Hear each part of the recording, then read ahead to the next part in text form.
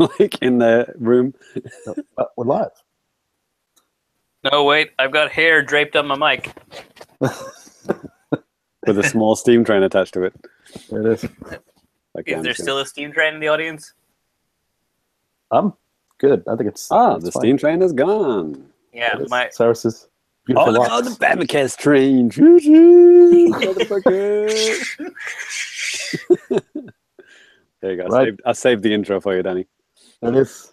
Hello, and welcome to Famicast 114, your Famicast for the latter part of November 2017. I'm Danny Bivens, and I'm joined by James Charlton. Whoop, whoop. Let's do it. To it. And Ty Sugart. Hey, it's your boy. My name is very important.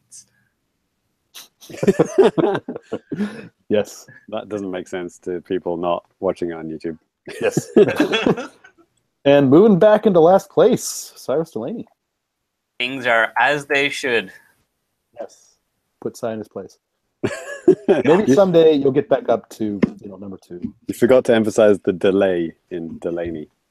Oh. Well, we have another exciting episode for you guys today. Lots of games to talk about. We've been playing a lot of different stuff. Holy shit, Danny. Yeah. It's been pretty much nonstop for like the past couple of weeks.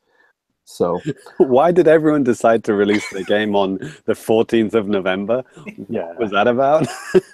Yeah. I mean, key shopping time for Christmas and stuff or whatever.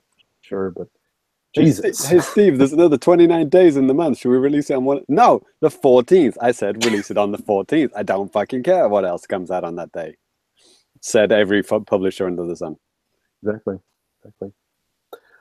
Well, let's go ahead and kick things off with new business. And Cyrus, would you mind kicking things off for us, buddy? Oh yeah, look, it comes crawling back. So shockingly, I actually got to play stuff this episode. All right, what else are you doing with your life? Not much. Crying that I'm not playing stuff. But yeah, so I've been playing Earth Atlantis on the Switch. Mm-hmm. So this is a pretty cool game. I did a full review for this up on the Famicast, but it's like an open world like shoot 'em up. So it's kind of a weird combination, or like a Metroidvania shoot 'em up, I guess. That's right. Where, that's your wheelhouse now from now on, by the way. Every I've noticed that. I played one game and said like, hey, I've played a few of these before, and now that's my thing. Neat. Cyrus's inbox full of review codes for shoot 'em ups the next day. That's all my Switch is going to be full of. That's how I reviewed all the Hamtaro games on Nintendo World Report. Who knows what Hamtaro is? Me, I used to watch that on TV. It was fully dubbed in the UK and Ireland. Yeah, that was the question posed to me like 10 years ago in a Nintendo World Report meeting, and I was like the only person that raised my hand. Congrats, Ty, you're the Hamtaro guy. Hell yeah. What an honor. Yes. So, yeah. Does this game have Hamtaro in it? I wish, alas no. This is set in a bleak future where all of the hamsters have been killed. And and so it's like the entire Earth is covered in water and all of the machines have turned into fish. Or vice versa. I don't know how that works. But so you play as like a submarine and you're driving around all this like wrecked old cities and you're shooting mechanical monsters. So it's kind of a cool idea that you've got this really vague map that's up in the corner and it tells you where your next giant monster target is. And you have to try and navigate to that point, kill the monster, and it will probably unlock some paths to the rest of the map. And then more targets will appear. You'll hunt down those bosses. You'll go to the next one, etc. But you're missing over the main sales point, Si. Like, the art style of this game is fucking amazing. That's the next thing is this game is gorgeous. Yeah. Like, this is definitely one of the most visually striking games I've ever seen. Where the entire thing is done like a kind of a charcoal pencil sketch almost. Right. Like it's all muted brown colors, and it's all fully 3D models, but they're all super cell shaded to look like pencil sketches. Yeah. Is it a filter or is it the actual models themselves? It's definitely a shader that they're putting over it. So they've got like pretty standard 3D models, but the game is interpreting them as in this shaded style. Have you played Gunman Clive outside? No, I've not. Okay, that's got a similar kind of pencil sketchy kind of thingy going on. But, I know the closest game. game I came to this one would be like Valkyria Chronicles on the PlayStations. There's like it's kind of got a watercolor feel, but everything is outlined as if it's sketched in pencil. But this one is kind of sepia, right? There's no color at all. It's sepia. Yeah, this is literally there's browns. There's no other color in this game.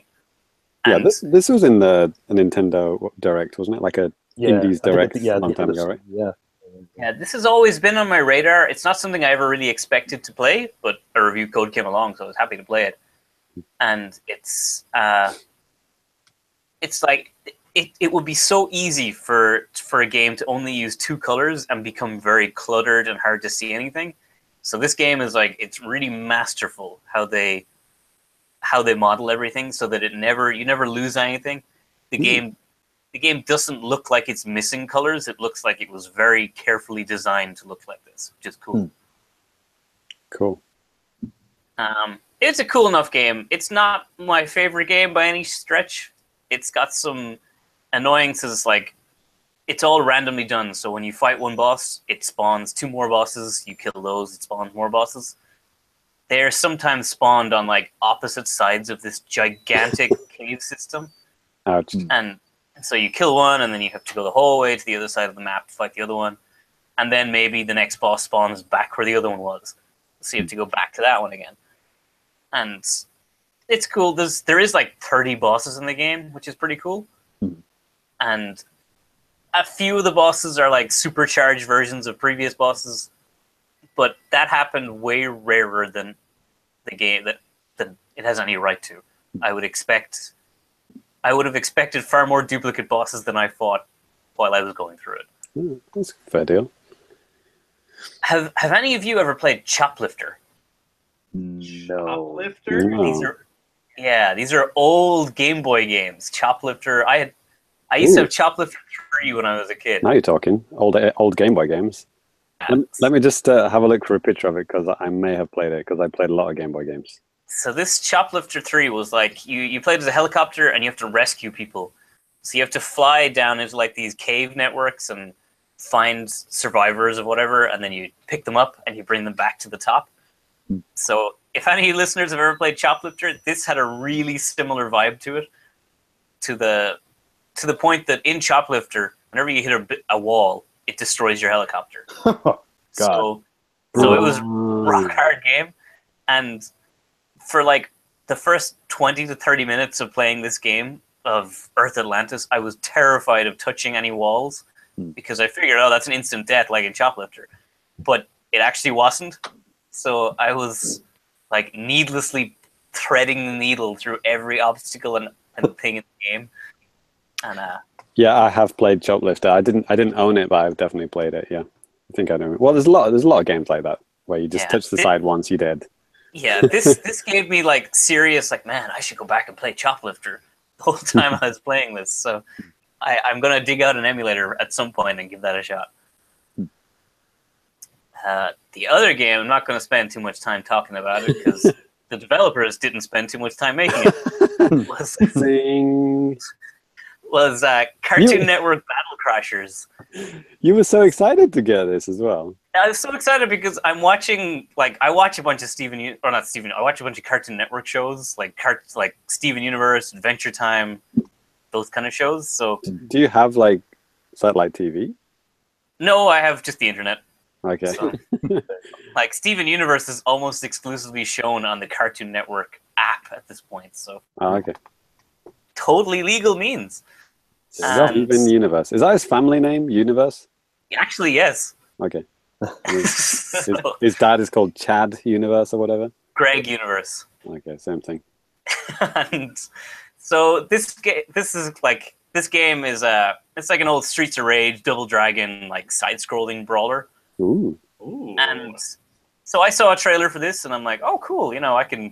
Me and my girlfriend, we can play this co-op, play Steam Universe characters, Adventure Time characters, beat up some stuff. And but when I actually got around to playing it, it's like this.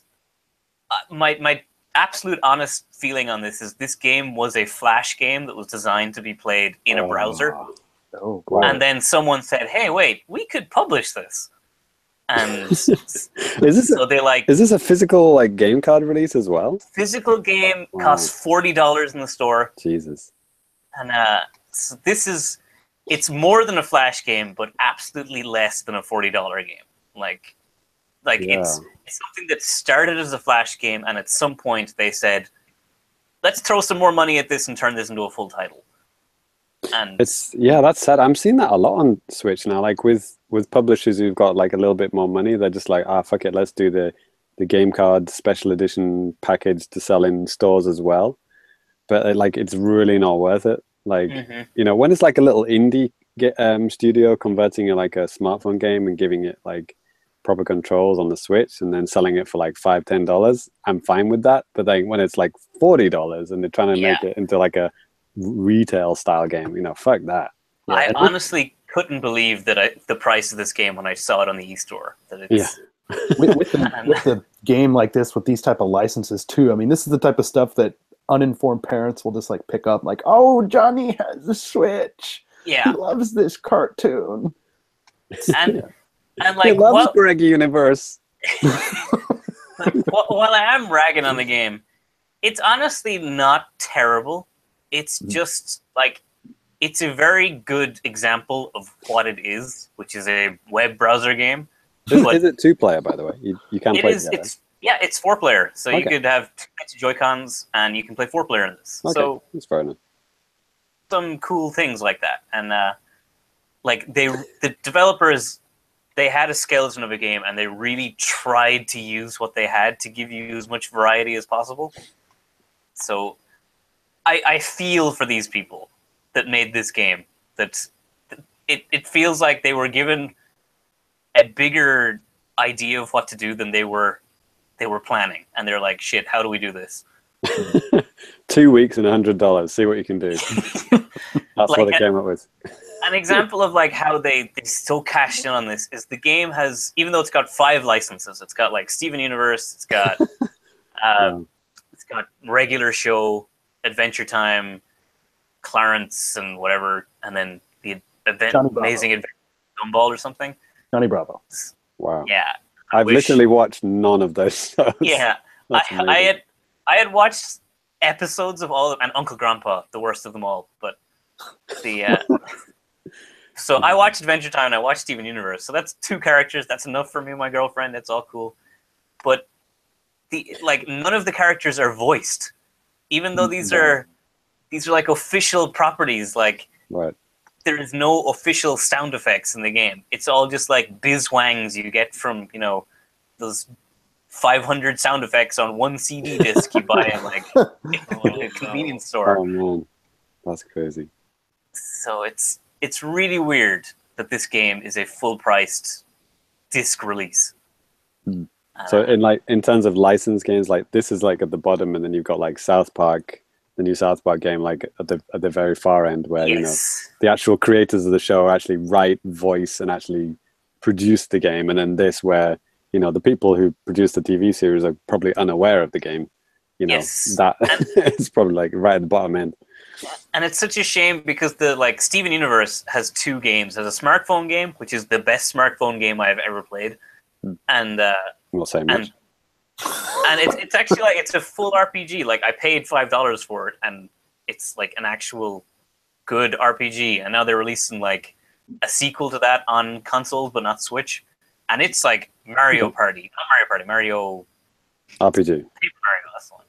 Okay. And so it looked like a really cool Paper Mario game. So it's so sad to see the same character in such a cash-in game at the same time. And it's like, could have done so much better, guys. I haven't finished it yet. It might still be amazing in the final act. But let's not hold our breath for that. Doubtful. Well, Danny, I think I should go next because my new business is so similar to Cyrus's, like thematically similar. Yeah, Okay. Mario Odyssey.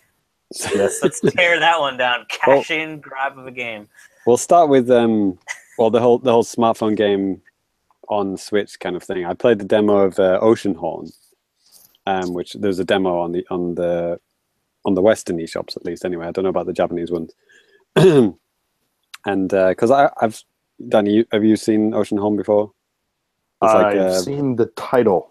Okay. It's like a Zelda-looking game. Yeah, it was like let's see if we can get a Wind Waker running on an iPad kind of thing. And you know, it was like, yeah, they tried to emulate Wind Waker as much as possible, basically on an iPad. You know, iPad was like, you know, the target platform that they wanted to go for. And now it's on Switch, which is weird. So you got like a controller support, you know. But you can really tell it's a smartphone game.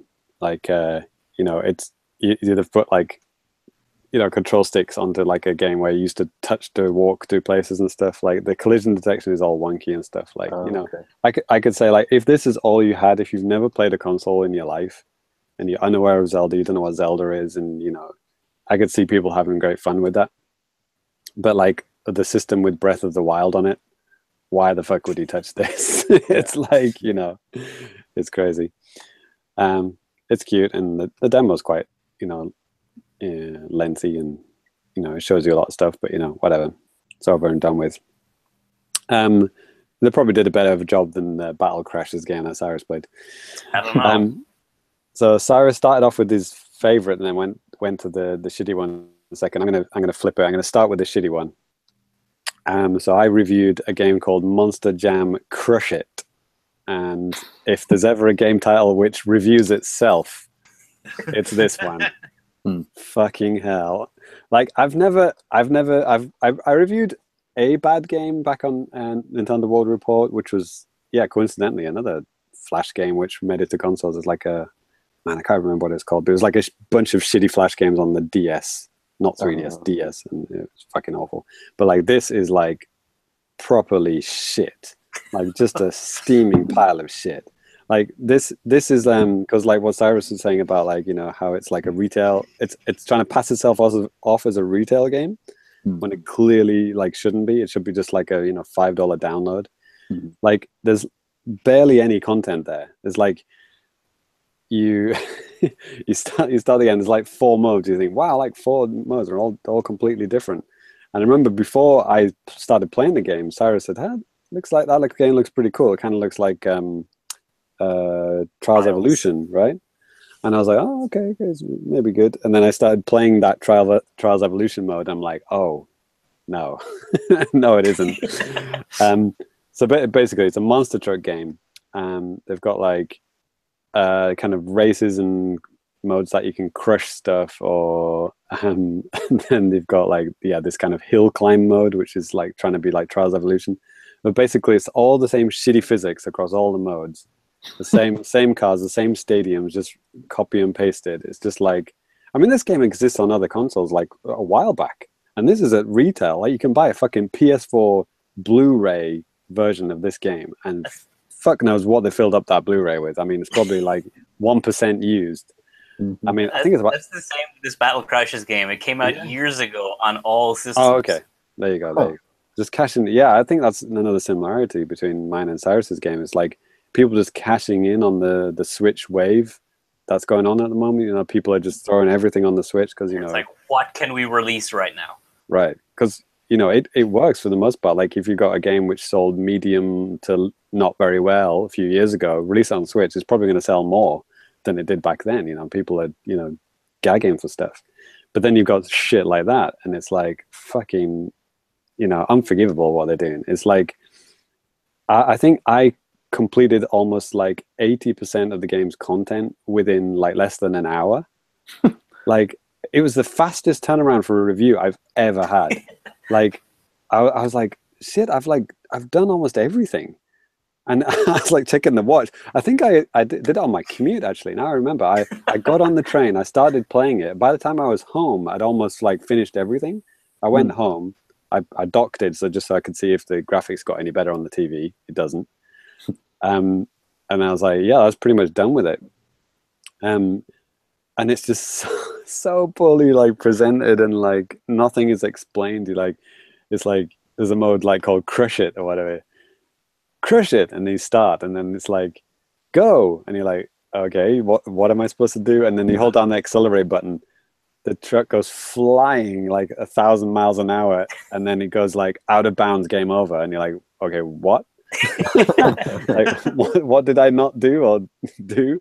So I'm like tapping the accelerator gently, like just tapping it very so slightly, and it still goes flying forward fast. And then I run over a few cars, and it goes like 20,000 points. Congratulations, stage 1 complete. I'm like, okay, and then to get to the next stage, normally like games just like go on to the second stage automatically, or at least like the cursor moves down to the stage 2 for you to quickly select the next stage. This one doesn't. The cursor goes back to the top every single time.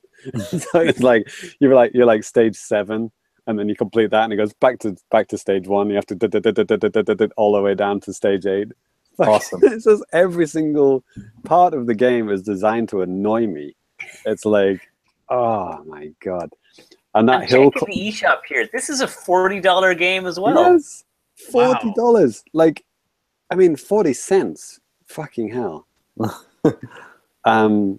Yeah, I don't understand. I mean, well, I know exactly what the publishers were thinking. They were thinking we can get some money out of this, and I pity the fool that downloaded this game without reading my review on the Famicast deck.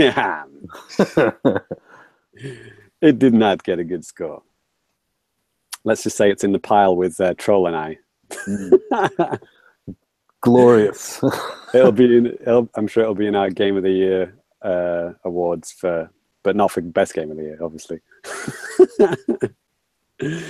So yeah, please, for God's sake, do not buy this game, and make sure everyone you know does not buy this game. Yeah. So yeah, I just wanted to get off my chest because I'm not going to talk about Mario without having to worry about talking about that piece of shit anymore. So yeah, Super Mario Odyssey. I'm up to 400 and something moons now. Wow. So what I've discovered now, there are 3 end games to this game. So Danny, I'm assuming you're still heading towards the first end game, like the first fight, first level. Yeah, the first level. So when Danny eventually gets to Bowser and defeats Bowser, maybe. That's the first ending. That's you get the credits or whatever. You can probably get there with 100 and something moons. Probably 120 moons or something like that. That's there just so everyone can say they've completed Mario. And then the second batch is there's an object in each stage that unlocks all of these kind of smaller challenges. It puts new challenges which were not previously there. So you might have seen like piece of geometry, a piece of level that didn't really have much there, and you think, why did they model all these beautiful things here if there's nothing really much to do?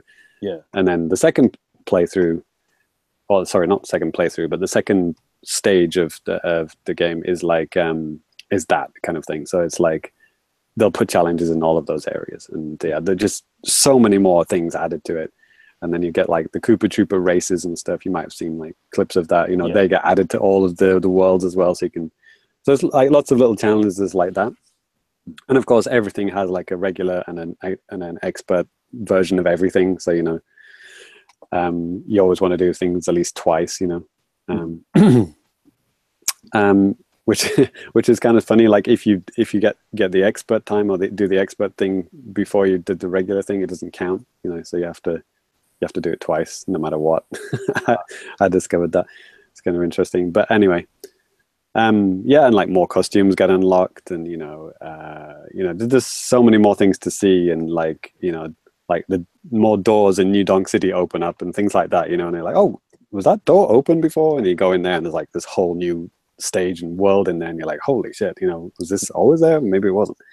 It probably wasn't. And also they add in like new ways to traverse around the worlds to make it a lot easier to get around. Like things where you had to run all the way there. Now they've just got the power line, so you can just go scoot straight there. So they know, you've done this before. We're not going to make you do it all again. We're going to make it easy for you, and you just want to get to the challenges as quickly as possible. So, plus you can warp to any flag that you've been to already anyway. Yeah, that's really handy. Yeah, there's absolutely no limit on that as well. So that's like that's the second stage. That's what I'm in now. So I'm almost to the end of the second one, because I think once you hit 500, that's when you go into stage 3, and that's where, like, the super expert challenges. So yeah, once you hit 500, I heard it's like you just kind of like doing ultra hard versions of stuff, and and various other things that to do. And apparently, like the last 120 119 moons you just buy, which is weird. So there's actually technically only like what is it, what would that be, like 880 or something like that. Well, yeah, quote unquote, only 880 moons, and the rest of them you just buy, which is kind of weird. So is that just like so you have something to sink all your coins into or something? Yeah, I think they just I guess you're just grinding for coins for the last 120, and you apparently can buy them in packs of 10, so it's not like a big deal. So that'll be over once you've got 880. You're done basically. You don't have to get 999 if you don't want to. It's not okay. It's it's completely pointless. 880 is like the end game kind of thing. So I think that's probably where I'll stop. I don't think grinding for coins is going to be very fun. But some people who just want that 999 on top of the Odyssey, they might do that. Yeah. We'll see how I go. Yeah, I think James, like right now, I think I'm only at like 158 or something like that. Been making some headway, but still, quite a ways to go. So I'm trying to speed up my play a little bit with the game, just so I can at least just see the freaking credits, But I'm enjoying it too, man. It's a lot of fun. Yeah. Don't feel pressured into like going on to the next world if you don't want to. If you're having fun, just take your time. Yeah. But just so you know, things do open up and get a little bit easier once you have defeated Bowser the first time. So you might want to think about that. If you feel like you're really struggling to find some extra moons and stuff, like just draw a line in the sand. If you've got enough to go to the next world, just do it. It's like I don't think I've ever felt that at this point. They all have come pretty easily, and I haven't had any problems finding anything. And I've been sometimes just surpassing the amount that I need because I'm just having fun in like one particular world or something. So yeah, and one thing I didn't mention last time was just how wonderful the 8-bit levels are, and how amazingly they're integrated into the 3D world. It's like, some of the ones that happen in the later worlds, and even some of the earlier ones, like once you go into do the second run through kind of thing, just incredible. Like they actually combine like the 3D world and the 2D worlds together. So like things affect each other, or you'll be like collecting stuff in the 2D world and then popping out into the 3D world, getting stuff, and then vice versa. Or things that you activate in the 2D world will help you in the 3D world and stuff like that. It's so clever, but like there's so many ideas, because you think, well, okay, they've just stuck a Super Mario Brothers classic stage on the side of a wall, but they haven't. These are brand new ideas, and they've actually put like modern game concepts in this classic NES Mario style. So yeah, it's like you're always surprised. It's like something enjoyable to look forward to. And I won't spoil some of the ones that I've seen, but incredible. But the one in not the one that I mentioned last time in New Donk City, but like other ones in New Donk City are just like amazing. It made me smile. Like, wow, that's really, really clever. And yeah, like people who've like grown up with Mario and stuff, just like, yeah, it is basically like a love letter to people who've like grown up with Mario. It's like, you've seen it all by now, but have you seen it like this? And it's kind of like, wow, that's cool. I appreciate that they put that in and put the time into it. It's pretty cool. Yeah, I'm wondering because it's Nintendo, and if you think back to something like Galaxy and Galaxy 2, how Galaxy 2 was mostly just a lot of like leftover stuff that they couldn't put in the first one. I would be interested to see, and particularly just like these 8-bit stages, like what they came up with. And if they just like made that into like some kind of like a game, just like all on its own, like a download title, that would be freaking cool. Yeah, I think they put them all in Odyssey because like I said, like there are some main ones that you played by now, right? Yeah. But then even some of these bonus things, they're completely unique, completely different to the rest of the game. So they're not like just remixes of one you've already played. They're completely different, and they're all in there as well. So there's like in each world you'll have multiple 8-bit things to play, and they're all completely different. It's kind of amazing. Yeah, there's nothing left over. Like that's a good point though. Like Galaxy 1 and 2. I mean, Galaxy 2 was less about the space stuff. Like Galaxy 1 was very much like Mario's a spaceman and he's going from planet to planet. Yeah. But Galaxy 2, it was just like weird shit, just random shit. There would be like, beaches and all sorts of kind of weird places that you wouldn't get in Galaxy 1. You know what I mean? Like they were not really like locked to the whole space theme anymore. Yeah. Galaxy 2 was just a bizarro collection of like random stuff.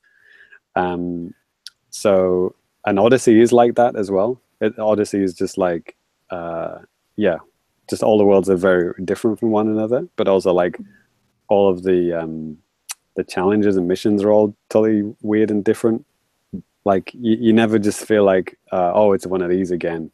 There's always something completely different and like, oh shit, I've never done this before. And then, and again, and you're always having that feeling throughout the game. I mean, I'm sure that probably is not true when you're like in the 800s. You know what I mean? Yeah. I'm sure there's some repetition at that point, but like almost 500 moons in and I'm still not feeling like, repetition at this point is kind of incredible. So, and also they've removed the need for like the green star or the whatever, the just putting moons in where you've already got them, but just in slightly different places, whatever. There is a little bit of that, but it's mostly new stuff, which is pretty cool. So yeah, and there's also a review for that. Yep. So yeah, that's my good review and my bad review. Done. Cool. Next. All right. Ty, would you mind going next? Oh boy. Yeah. So well, mostly I've been playing Metal Gear, but let's talk about Tiny Metal. Another game with metal in the title. Yes. I love games with metal in the title. And also games with gear in the title. Advance Wars is back, baby. Yeah, pretty much. I mean, it's clearly like off-brand Advance Wars. Well, if they're not going to give me on-brand Advance Wars, I'll fucking take it. Yo, right?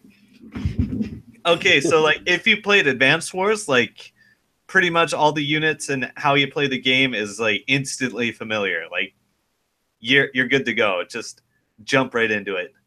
Nice. But there's a lot of small changes, like a lot of little quality of life things, and basically a lot of tiny things that I like. Tagline for the review. Right.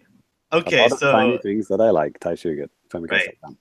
So for those out there that didn't see my stream, we got a developer build of the game, which seems to be like the first 4 levels of the campaign and like some oddball ready to go missions. Ooh. Yeah, and those had some units that were like not documented in game. Huh. So there were a couple of odd things in the build, but okay, I'll talk about the story, I guess. When you play the campaign, you have this, you have like a real simple overworld map where you just hop from mission to mission, and there's a lot of dialogue. Is it in? It's in English, right? Yeah, it's English and Japanese, and I think also French in that build. I guess they're still localizing it. Yeah. Okay. In the build, I got. You could set like the unit voices, just the little bits of jibber jabber that they do. You can set that to English or Japanese. All right. Okay. And like all the cutscene dialogue was Japanese, with English text. Yeah. Right. Okay. Yeah. Yeah. So yeah, there's a lot of like visual novel style dialogue during and between missions. Words. Okay, so I had 2 different streaming sessions, and the first time, like, I skipped so much because I just fucking hate words. And oh my god, there are so many words in this game. Yeah, I was watching that stream and I felt for you. Says a guy who likes Ace Attorney. right. Yeah, well, that's words with purpose, not words with "let me show you all of the lore." Yeah, because I have a lot of it. Yeah, in Ace Attorney, the words are the gameplay. In this, like, the words hold up the gameplay. Right on. Words. So when I streamed it the second time, and that's the one we have up on YouTube, I actually let everything play. Okay. So you can get a sense for yourself how many goddamn words there are. A lot of words. Okay. Though there are a lot of small changes from Advance Wars that I actually like a lot. Like when You would hope after 15 years. Yeah. But they're mostly subtle. Like all right, when you move a unit around, you can choose which direction to face it, and you'll have lower defense on the sides and lowest on the back. So the directions are going to matter. Oh, okay. Another feature is I forget what they call it, like a lock on. So the way it works is if you have 2 of your units like adjacent to an enemy unit or otherwise ready to attack, you can set some units to lock on, and they'll attack when you attack with some other unit. So basically, you're doing multiple attacks in one command, and this lets you. It helps you about return fire. So if you remember, enemy units will return fire when they're fired on, but they'll only be able to return fire on one of the units. So you can just activate it with the unit that has the highest defense or whatever. Right. Right. Without just like shredding your weakest units or whatever for no reason. Another thing, there's an assault command now. It's different from a regular attack in that you take the return fire first, but when you attack them, it forces them to move one tile. So you can kind of push enemies around that way. Okay. Yeah. Another thing that I kind of like a lot is you remember in the old Advance Wars games, you could heal your units by parking on a city or a factory. Right on. Right. So in this, you can kind of heal the same way, except it's like an active command and not like a passive thing. Oh, okay. That's sitting there. So you have to choose if you want to like fire on an enemy or repair your units. But it's also free in this game. There's no cost to do it, except the opportunity cost, so to speak. Right. What else is going on in this game? There's some units are slightly different in some way. Like there's like an artillery kind of unit. If you remember Advance Wars, it was the unit that could shoot like 2 tiles away, I think. It's like you can hit an adjacent opponent, but you can hit Right, you one. have to be a little like- bit further away. Yeah. Yeah, like Yeah. missile launchers or whatever the Yeah. archers of this game. Right. Well, in Advance Wars, there's like the short range one and the long range one. So I found this in like one of the extra missions they tagged on, and you know, the coverage on that is slightly different. Like you can attack like 2 tiles diagonally, and the other one you couldn't. So I love how this game looks because like the fog of war is basically just like giant pixels, like giant voxels or whatever. yeah, just big blocks. Yeah, it's so cool. Can you actually turn the camera around, like, or is it? Not fixed that I in was that? able to find. Okay. Well, I I guess think they want that look, don't they? They want you to look at it from like a 3/4 angle or whatever. It looks Yeah. good. I really liked the transitions in this game between the overworld map and going into the combat. It's Yeah, like it looks fancy. really cool little swooshy effect on it. It's exactly what you would think that Nintendo would do if they did Advance Wars in 3D or semi 3D. But this like indie studio has beaten them to it. Yeah. Well, yeah, it's not even like a race, is it? If you're not even in the race, it's not really Yeah. a race, is it? Right? It's the devs that I was talking to over email I think they are Japanese. Like, Yeah. I think the guy who was talking to me, he was, his English was perfect. I think he was maybe, an English speaker in Japan or whatever. So it's interesting that like they've already got like a, decent English localization already. Right. That was the sense I got when I was playing the game, is that it seems like there are both Japanese and like American, or like, culturally American people working on the game. Yeah. You could be right. But in Japan though, yeah. And it's amazing because like this was on the Nintendo Direct, like whenever it was months ago, and if you remember, like it was in the Japanese one, like they showed footage in the Japanese one, but they didn't show it at all in the Western ones. Yeah, what? Yeah. Because it made me think like, oh, this is going to be either not released in English or it's going to be delayed or something like that. But as far as I can tell, it's going to be English, Japanese, ready to go from day one. If you look at the stream, in the campaign levels, there's some collectibles to find. You have to find like an unusual building and search it. And one of them had like a message from the map designer. That was fun. Nice. Yeah, check out Ty's stream on the Famicast's YouTube channel. Yeah. You can watch the whole thing. It's quite long, right? Like a few hours. Yeah, I think it's like 2 hours or something. Mm-hmm. It has like all 4 campaign levels, all the words, All the words. and then like a little bit of screwing around in one of the extra maps. But the viewers can skip past that if they want to, unlike Ty, who had to sit through it all. No, I got up and I walked around. Made a cup of tea. Yeah, Came back. that's right. Yeah. So yeah, if you're gagging for Advance Wars, like a lot of people on this podcast, check it out. Yeah, it's Advance Wars, straight up. I think it's better actually. Somebody asked me like if I thought it was as good as Advance Wars, and I thought about it, and there are a lot of little improvements I feel in terms of gameplay. So I like it very much.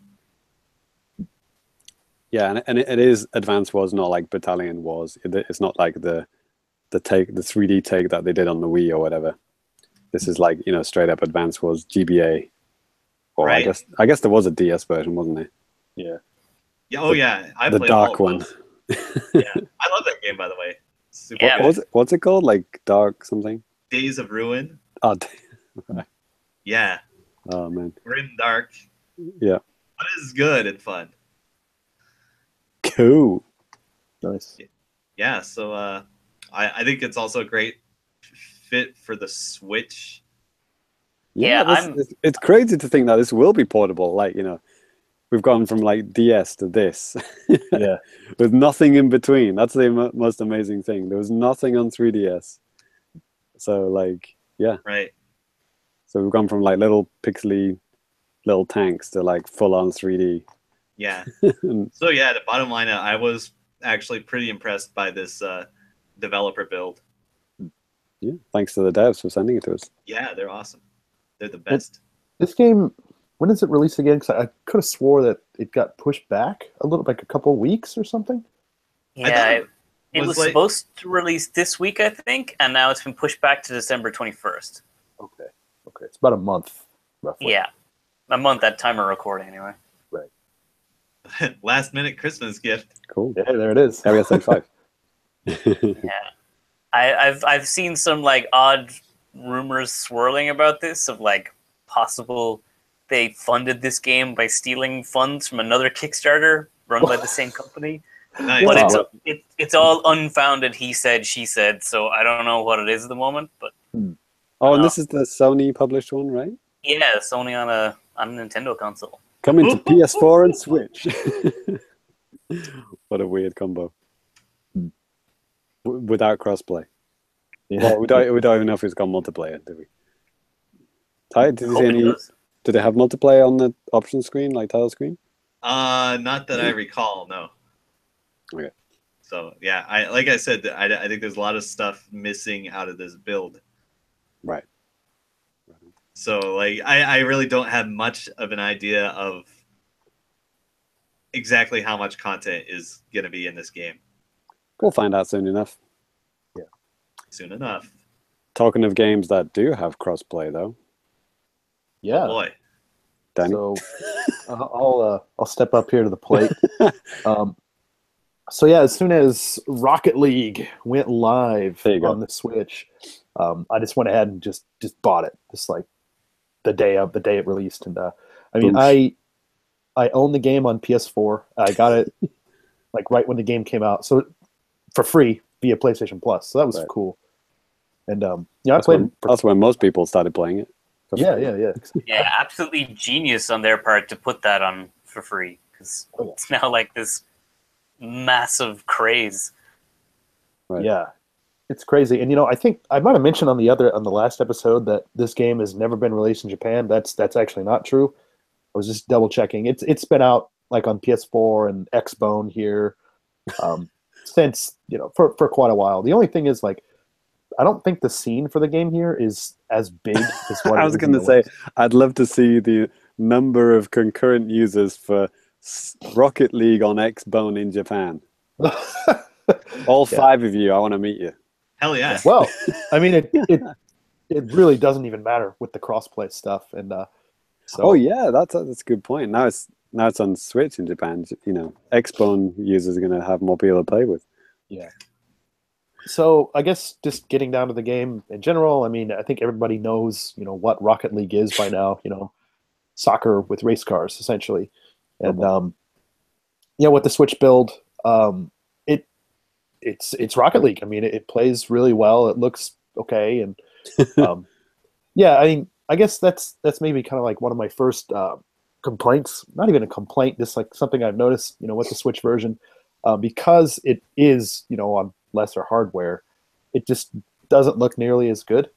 I'd have to maybe take another look to get like some more specific things, but just like some of the detail isn't as sharp as what you'll find on like PS4 or Xbone. I heard people saying it basically looks like a high def version of San Francisco Rush. I don't think it's on the N64. Yeah, I don't think it's that's the harshest thing I've heard said about it. Yeah, it's not. It's nothing like that. And the reality of it is too, whenever you're playing this game, you're moving around so freaking fast that you don't even have any time to really notice this stuff unless you stop, or you're looking at like screenshots for the Switch version, which you can tell you like, oh, like it's kind of like anti-aliasing thing. You can see like some jaggies and stuff. It's kind of weird.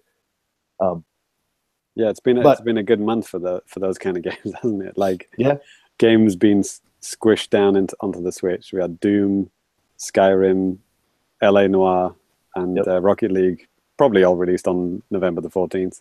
Rocket League was, I think the guys who did the port for that also worked on the port for Doom. Panic Button, that's the name of the company, and it's pretty impressive, with what they've done. For the Switch version, I was reading via a Reddit AMA that they had done like right before the game came out. They were talking about the resolution for the game, and they said in docked mode it's locked at 720p, but in handheld mode I'm trying to remember the exact wording that they had, but it's basically kind of like a dynamic resolution. Thank you. Dynamic resolution. And they said it's typically about 526p, whatever the hell that means. It still looks it still looks fine on that little screen. And, What they do, yeah, I think I remember reading the same thing. It's basically instead of making the frame rate go down, the frame rate's locked, but they just scale the resolution. So if things get like a little bit crazy, they just drop the resolution a few Ps so that the frame rate never goes down. Yeah. When I think we can all agree, I mean, I don't know about you guys, but I'd rather have a locked frame rate than a locked resolution. Yes. And that, I mean, for this game, it's super important. I mean, for timing when you're trying to hit a ball or, you know, trying to blast somebody out of the way in the, you know, at a very specific time, you need the game to be running smoothly. Because if it's not, then you're kind of screwed. Right. Yeah. Apparently, Doom does the same thing. Okay. Yeah, they'll like scale back the textures and make the textures go like down if there's like, you know, loads of monsters on screen, you know, something like that. And then when they go away, then the resolution will go back up. But it all happens without you knowing. Yeah, exactly. You don't even really notice. And you know, I've been playing this game mostly in handheld mode. Mostly because my wife's like watching something on Netflix or whatever. So I'm just sitting next to her. She's watching whatever House. I think it's what she's watching now. But that's why you're always on your Wii U.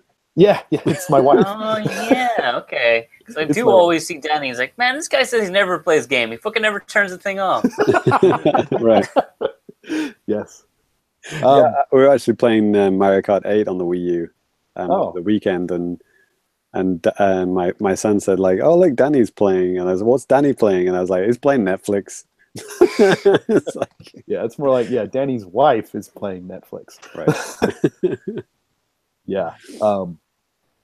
But yeah, I've been playing, you know, Rocket League primarily in handheld mode, and you know, like we were talking about the different resolutions, you can't really notice. It still looks pretty sharp on the screen because of the size of the screen.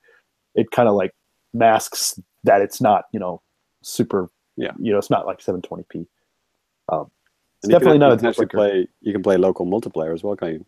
Yeah, that's one thing I haven't got to try out yet, but I want to. I'm trying to talk my wife into seeing if she'll play with me. It has split screen as well. It does have split screen. Oh, okay. I was actually just talking like, you know, console to console local multiplayer. I don't.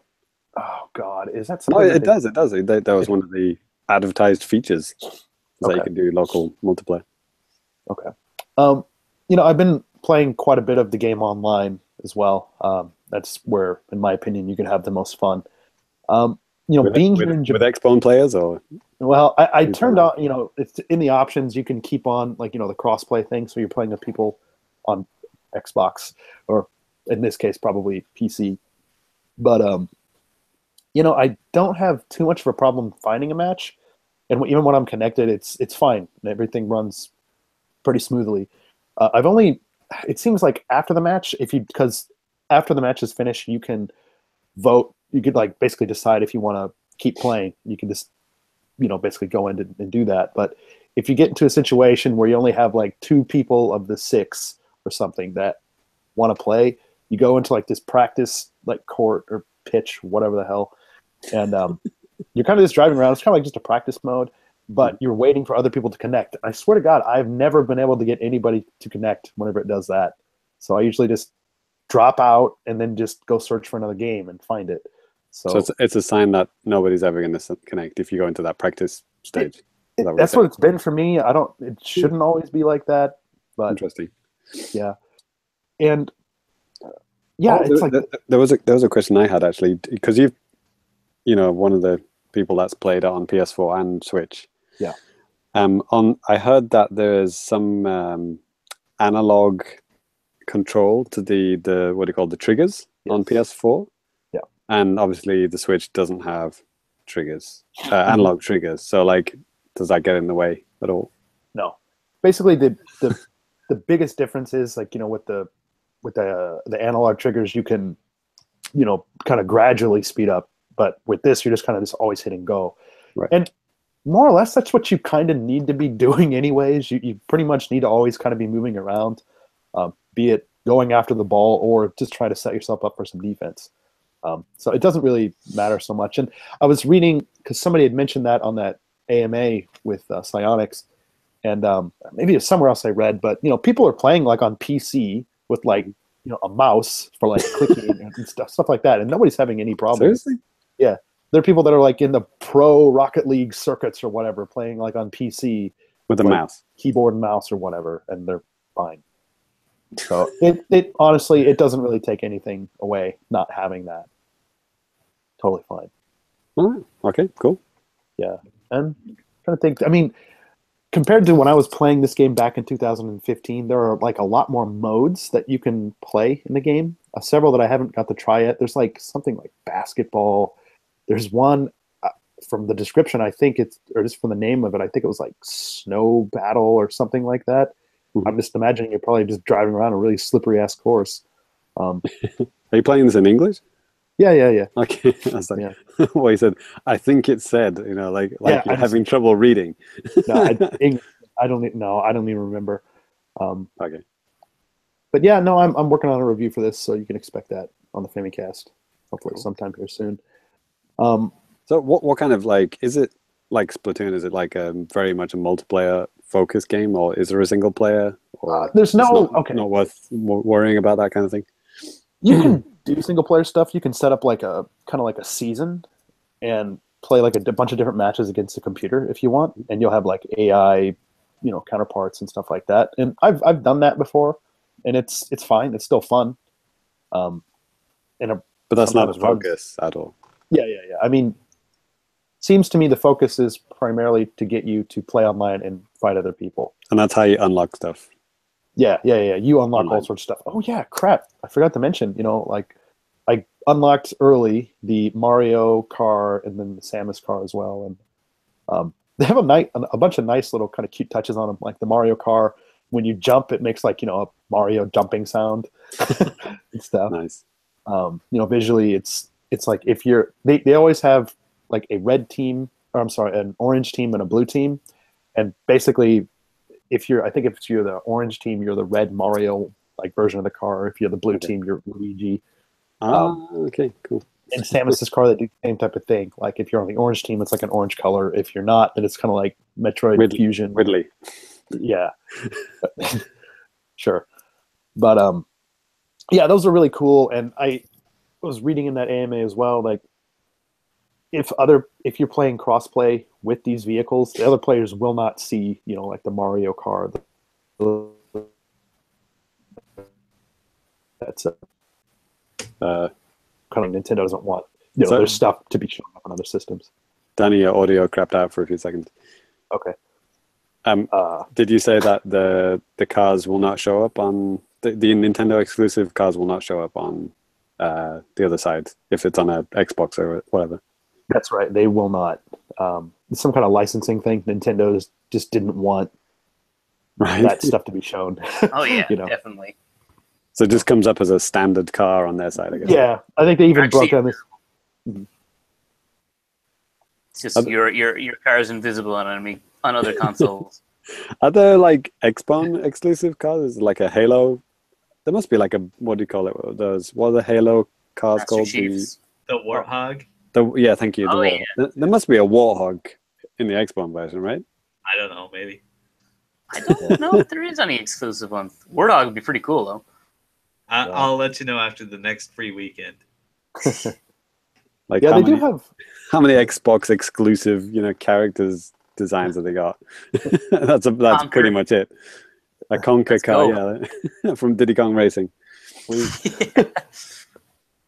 Yeah, there are quite a few bits of DLC that you can get. Basically, just cars that they don't, they do it the right way with it too, because it's not some kind of statistical upgrade. It's just a skin. Right. And if you want to the Back to the Future car, you pay like $3 or $4, and you can have. Can you unlock it by like just being good, or do you have to buy it with money? No, for stuff like that, like these licensed cars, like there's a Fast and the Furious one, and something like that too. You got to actually pay. Okay, you paying the license fee, I guess. Yeah, there's still several different types of cars that you can or you can unlock in the game, and all sorts of customizable things you can do. Tires, little rocket blast, you can customize that. You can customize what the ball does whenever you score a goal. I mean, there's a lot of fun stuff. But it's all just cosmetic. It does nothing to the gameplay whatsoever. Yes. Okay, cool. So yeah, it's It's freaking awesome. You guys should get it and play with me. Yeah, I was surprised you got it so quickly. I thought you'd be like, wait a few months or something like that, and then try and get a few of us to buy it and then buy it. But you'd bought it before I even knew it was out. Yeah, I totally forgot, and then I was like, "Oh God, it's out now!" And I just went to the eShop directly and just bought it. So like, screw it, who cares? How much was it? $20. You got it from the American store? I did. Even in Japan, it's like 2,000 yen, 2,100 yen, or something like that. So, wonder which one works out cheaper.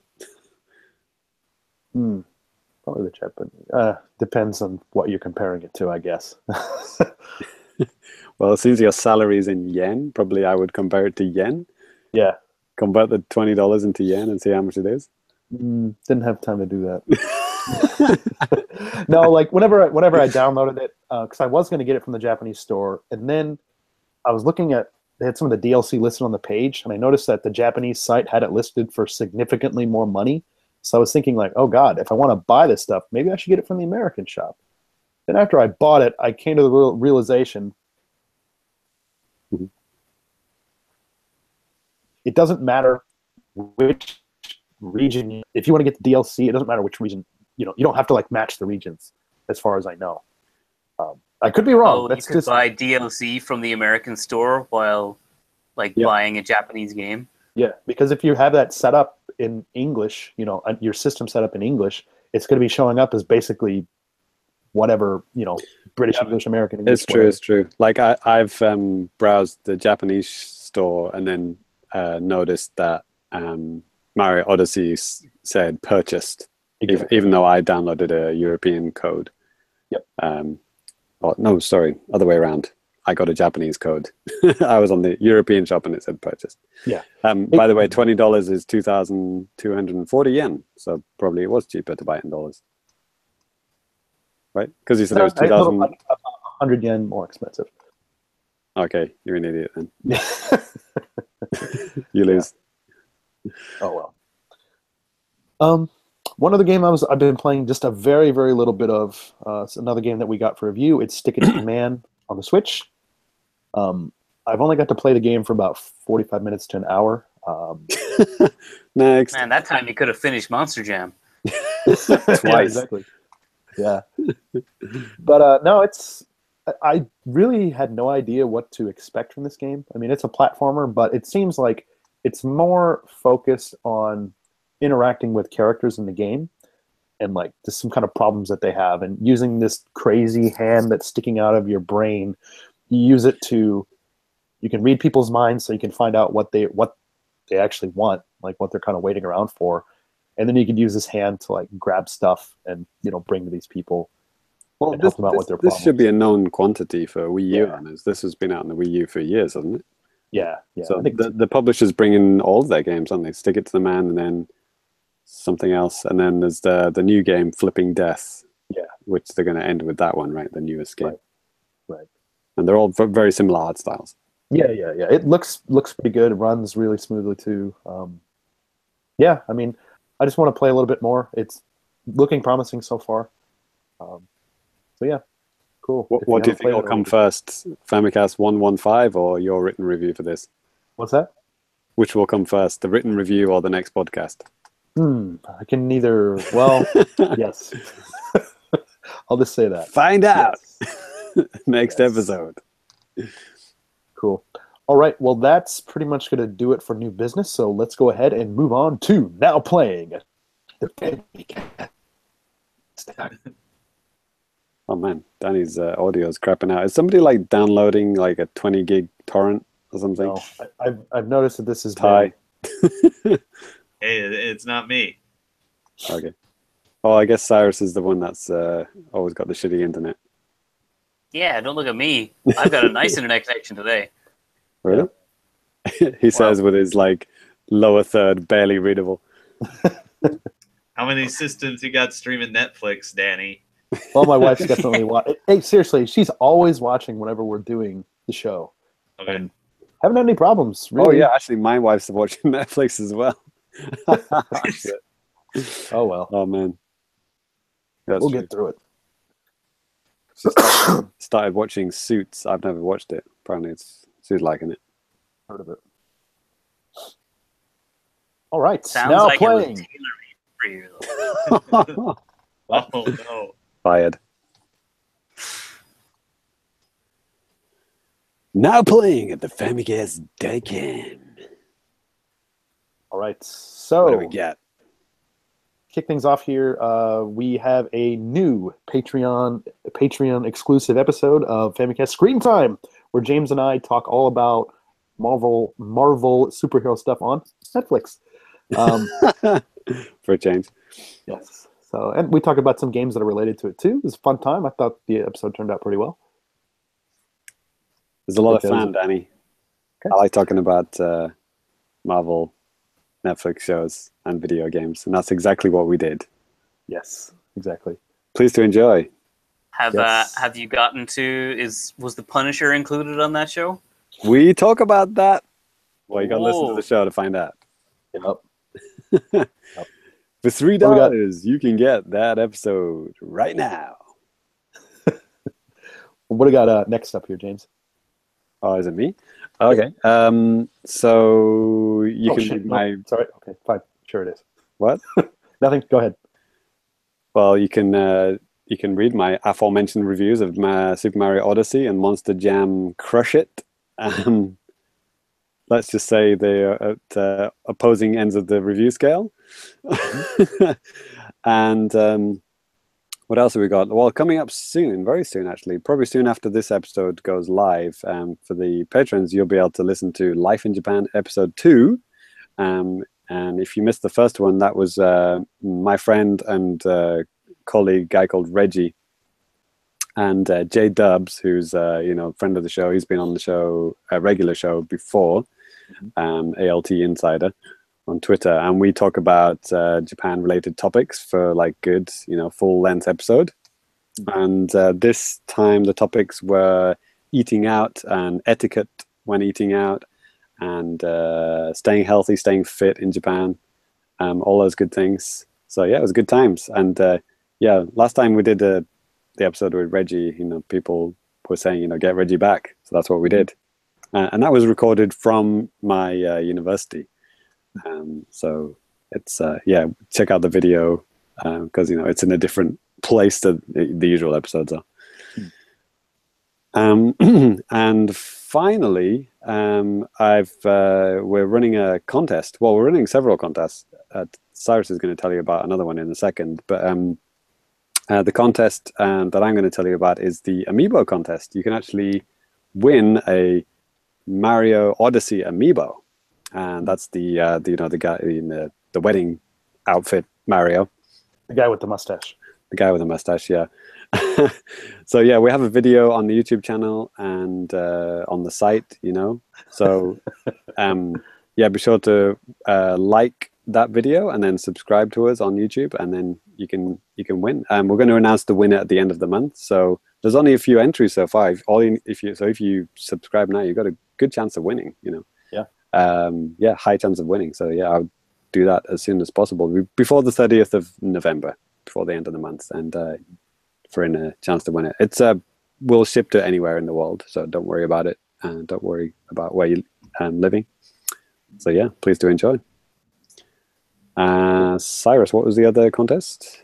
Yeah, so recently, which I have not gotten a chance to play, is Indivisible is coming to Switch next year, and they've just recently released like the early, like a demo version of the game to people who supported the game on Indiegogo. So I backed it a bunch of times because I'm obsessive about Lab Zero products. So I've giving away a few of my extra codes. So if you have Steam and you're looking to play Indivisible, we've been giving away a few codes. So I've already given away one code and, to one of our faithful listeners. You got to read his name out. Yes. What was his name? Ty, what's your old Ty, account's name? I'll remember. Smug shit lord. There we go. Thank you, Smug Shitlord, for all of your support. Yeah.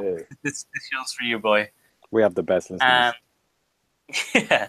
So he won the first Indivisible code. He got that for just following and retweeting us on Twitter. And since I got a bunch of codes, we're currently running a second contest, which is actually going to finish tomorrow night. So the winner will be announced after this show goes live, or before this show goes live. If you're watching live, retweet now and you can win. Yes. It's true. Yeah. If you are watching live, this is your last chance. What are you doing? What are you still listening to the show for? Go. No, come back. Yeah, don't go. Awesome. Yeah, so those are pretty good. Cool. Other stuff I've been doing is I put up a bunch of reviews on the Famicast. So last episode I was talking about my Morphite review that was in progress. That's finished. I've got Earth Atlantis review and currently working on that Castle Crashers. No, that's a good game. The Battle Crashers one. Yeah, Freudian slip there. That's the game you wish you I were was reviewing. reviewing Castle Crashers. Right. Cool. Awesome. Yeah. Again, I have a couple of reviews up. More coming. The review. I thought I would, but I finally got a review done for that. It's up on the site. Check it out. You got a review for what? This is The Police. Whoop, whoop. Here come the police. Yes. That was the other track we could have used. Yeah. And then, like I said just earlier in the show, working on a review for Rocket League and also one for Stick It to the Man, so you can look forward to that. Ty. Holy shit, a lot of reviews. Yes. Oh boy. Ty. We talked about it earlier. Streams. Yeah. Tiny Metal. You can see that on YouTube. Yeah, you can check out Tiny Metal. You can flip through the entire super long goddamn stream to find the interesting parts, but I do try to comment on the little bits of gameplay and things that happen as well. Oh yeah, and related to that, we now have a Twitch channel. Oh yeah. Yeah. Yeah. Twitch.tv/the Famicast. Please subscribe. We're planning on doing more things with that in the very near future, so please stay tuned. All this and more in the Famicast Dead Game. All right, and now we're back with everyone's favorite segment of the show, James. Drop the news. Oh, that was a good one. It was. It's one for the record book. Got to give the fans what they want. Yes. /hate. Well, speaking of giving the fans what they want, I think this next, the first kind of bit of news here is exactly what Ty wants. Ty, do you want to go ahead and... Oh, man. I miss these moments when Dad just lays like a big steaming pile of shit on Ty's lap and says, hey, please read this. Yeah, because, I fucking love Animal Crossing. Boom. And I love mobile games. Right. Put those things together. Animal Crossing Pocket Camp is available from today, the day we are recording, November 22nd. There seems to be a lot of hype for this. In Japan, especially. Yeah. I just came back from an English lesson with the family in this town, and the girl was just talking about how she just downloaded Dobutsu no Mori on her phone and was super hyped to play it. So yeah, it's the lust is real. Yeah, if you're a small Japanese girl, just like me. You know how? And Danny, do you remember how Super Mario Run had a notify button? Yeah. So it would tell you when it came out, and then you could download it immediately. Yeah. I hope that iTunes put a new button, which is pre-delete. So as soon as a game comes out, it just deletes it off your phone immediately. There it goes. Oh, I guess that's just called not downloading it in the first place. But yeah, I was gonna say that. Yeah, we're putting an extra step in there that we don't need, but okay. But yeah, let's just say if any game needed a pre-delete button, it was this one. I mean, Mitomo, that lasted 2 weeks, and then I deleted it. And Mario Run was around about the same time, and as was the other one, Fire Emblem. For me, for all of those games, I played for quite a while. For Mitomo, I played for a couple of months, like almost every day. It was Wow. kind of bizarre. I kind of regret it. But no, I did download. Danny? Hello? Oh, Danny's back. Okay. Sorry. I did play, quite a bit of Mitomo and stuff back in the day, like kind of embarrassingly more than I should have. Damn, that's embarrassing. But I did go ahead and download this Animal Crossing game. I've only got to play just a little bit. I don't know, just I just picked this up from the game store today. This is the latest Nintendo Switch catalog. It actually has 3DS stuff as well at the back. They dedicated 2 full pages. Sorry to audio listeners here, but for the video watchers, they got Animal Crossing Pocket Camp, which is actually called Pocket Camp in Japanese, same thing. Yep. And Mario Run and Fire Emblem. They've got all 3 smartphone games explained in this catalog. And this is like, a proper video games catalog, and they've got their smartphone shit in there. So, yeah, they're taking it seriously. Yeah. God knows why. Good luck to them. All right. Well, if any of you listeners out there are getting this game, tell us what you think, because I'll be the only one talking about it probably. So. Well, yeah, Danny, you can share your friend code on Twitter or whatever. So convenient and safe. I might download it ironically to troll other people. I'm right here, Ty. I assume you can send letters or visit towns or something, right? I don't know. Sure. Can you let the world burn? Yeah. I send you some nice wallpaper for your house. House. This is camping. We're outdoors now. Yeah, but you for can your decorate. tent. You can decorate. You can get a 2-story like RV, because why not? Right. As soon as I find a good angle to take a picture of my butthole. Plaster that all over Danny's tent from the inside. Looking forward to it. Good times. All right. Well, next little bit of news here. This is something that I just kind of found when I was perusing the Switch Reddit, where it's kind of like some more hints at Super Mario Maker coming to Switch. And this is okay, because with the death of Miiverse, some games had to get, if developers cared enough, some games had to get kind of updated to the point where that functionality is taken out, so it doesn't just break the game, But so yeah, with Super Mario Maker, they took out Miiverse stuff from what I understand, but they also at the same time still went ahead and made like some like changes to like gameplay things. It's kind of like little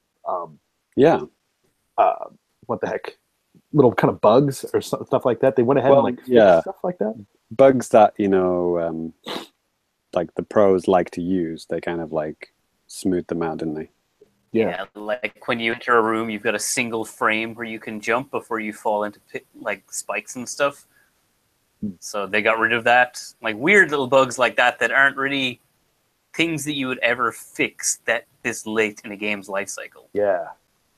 So the whole kind of point of this thread, like on Reddit, is basically saying like, well, the only, it's speculation, but one of the only reasons why they might be doing this is because they're going to work on some kind of a port to the Switch with this, maybe using the base code or whatever that they use with Mario Maker on Wii U. I don't know. I really hope that this game does come to Switch, because I thought it was fantastic, and it would just be better if it could get into more people's hands. Right. Yeah, absolutely. Agree. I mean, I don't know how this is going to be. I mean, obviously, it's going to have really good controller support for designing levels on when it's docked. Mm-hmm. And undocked, I don't know. I would hope that they would bundle a capacitive touch stylus with the game if they do like physical. But if you downloaded it, maybe you can order it online or something like that, like a Mario branded stylus, because that really was the way to play this game. I actually played this game since Miiverse went down, by the way. I played it within the last couple of weeks with my son, because he likes making levels. And I actually totally didn't even notice that the Miiverse was taken out. So basically, instead of the comments that scroll by, it just gives you recommended levels that scroll by, uh-huh. which it did before, but now it's just that. There's no Miiverse posts whatsoever. But yeah, other than that, nothing changed. Okay. In the end, that's noticeable. Other than, obvious things like thwomps and munchers now die when they're inside coins that turn into blocks when a P switch is pressed. But Mm-hmm. that wasn't immediately noticeable to me. Mm-hmm. Yeah. That is one of the actual changes, by the way. Okay. Believe you. All right. Next one's a big one. Yeah. Cyrus, are you up for this? Yeah, I can do this. So This is fucking amazing. yeah, Seriously amazing. this was really cool, and it kind of came out of nowhere, which is weird. Yeah. Is that Splatoon 2 is getting a massive update, and Massive. Splatoon 2 always gets updates, but this was like they literally gave about like 8 hours warning that they were going to announce this. That's like a Twitter post went up saying, "Hey, we've got a short video presentation later tonight," and so they showed off this trailer, and there's like 2 big updates coming this month. So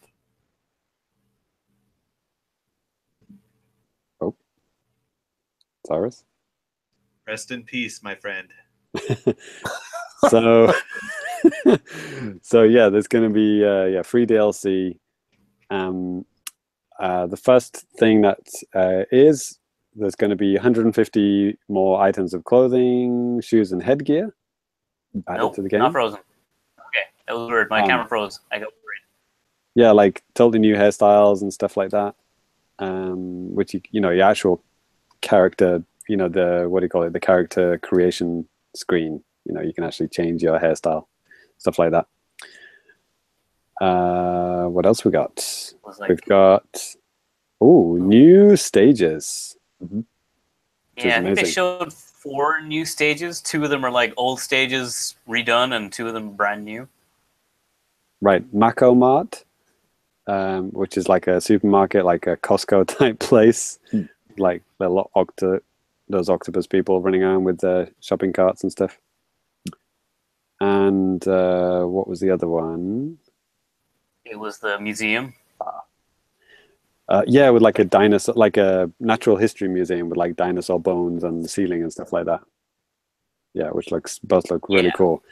And probably the biggest thing, which we all kind of like predicted, that there would be a 4th ranked match style, right? And they finally announced it. It's called Clam Blitz. So basically, you're like you have to collect 100 clams while defending your home base, and then delivering the stuff into enemy territory. So yeah, basically you're dumping like these golden clams into like an area. But there's so many things going on. It's like, yeah, you kind of have to watch the video. There's like loads of like new elements added to that as well. So I guess it's like almost like salmon run type thing, where you're carrying eggs into the basket. That's what I was kind of thinking. Yeah, it seems like a weird versus salmon run type thing. Yeah, I played a bunch more local salmon run with my students this week as well. It's so much fun. Nice. It is like, it's so weird how that mode is so good. Like, it's really, really good. Although all you get is stamps and like I'm talking about local play, right? When you go to the shoal, you get like a stamp for like however many matches you played. I don't know how it's calculated. And I think you get a prize when you reach like 8 stamps or something in very traditional, like Japanese shop tradition. You get 8 stamps and you get something, right? Yeah. And you also like the points that you accumulate during that play kind of go towards getting an item or something, or like something like that. But none of the points go towards your main profile or anything like that. They're all like, it's all segregated, like what you earn in the show. Anyway, what else we got? Like, I think the most exciting thing about this update is still that you're able to change your weapon in the lobby now. Yeah. Oh, it's leading up to that. Which is like all the other stuff, the new maps, the new hair, new modes, everything. It's like, as soon as I saw you can change your weapon in the lobby, I'm like, fuck all that stuff. This is the meat of this update. Well, it's not change the weapon in the lobby. You could always do that. It's like change your weapon between multiplayer matches. Yeah, that's what I mean. Like in the waiting for game lobby, like Yeah, exactly. with the other people. Because when Mario Kart 8 added it in, Mario Kart 8 Deluxe added it in, we all just kind of like hoped slash dreamed that they would do this for Splatoon, and then months went by with not a word, and we're like, okay, well, this is never going to change. They're not listening, are they? Turns out they were listening. And what's so weird is, like, we were playing during that Splatfest, and we were trying like the party match and stuff, and they already had the mechanics were there. We could change our weapon in the group lobby without. Right. It's like, why is this not in the other menu that looks identical to this menu? Yep, you can do that in the local multiplayer menu as well. It's weird. Weird. There's going to be more music tracks as well. A song called Seafoam Shanty. Good name. What's this this stage called? The one that Walleye Warehouse, the kind of the long one with like the kind of the middle section that when you're playing Splat Zones, it's like the middle section that. Oh yeah, it's like a skate park kind of thing in the center of the, like between the two warehouses. It's like a. That's the other warehouse one. This is just like the really long one with like it goes out to the sides a bit. It's the one that when you're playing against like really high level people, you can't even get the. Oh yeah, with the boxes that move along on the conveyor belt above you and stuff. This is a real horrible one to get trapped in the base kind of thing. It's really hard to push out of that. Because it's so narrow, there's no way to get around everyone. Exactly. That's a good OG one to come back. Yes. What else have we got? Oh shit! The level cap is going to 99. Wow. It's going to 99 and beyond. Right, and then you can prestige it. They call it, don't they? The shooter people call it prestiging it, don't they? Yeah, where you go reset back your to rank. 1. Yeah. So you go back to star 1, and then I guess you can go up to star 99 again. Yeah, and then probably prestige to double star. Jesus Christ. Like, hikikomoris everywhere are joyous. Yeah, jeez. Actually, yeah, I think I do have a hikikomori in one of my classes because he has S ranks in every single ranked mode.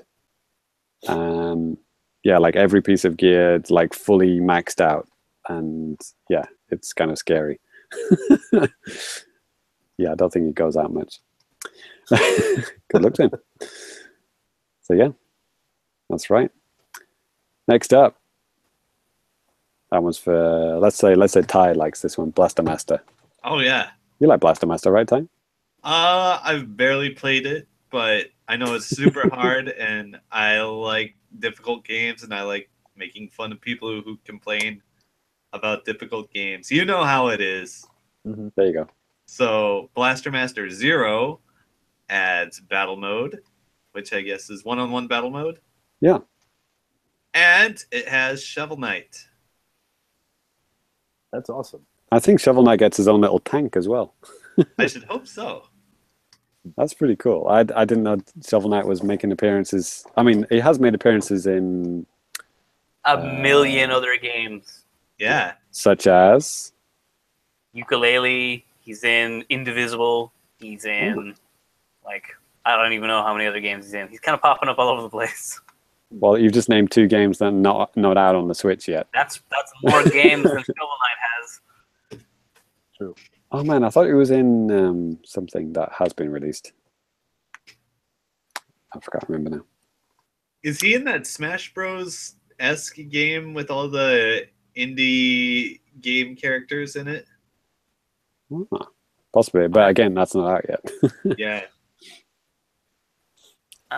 Write in if you know what game Shovel Knight is in. He's in Runbow. He's in Star Mazer, Cook Serve, Delicious Battle Kitchen, Road Redemption, Move or Die, Dyna Run DX, Ghost Police, Indivisible, Blaster Master 0.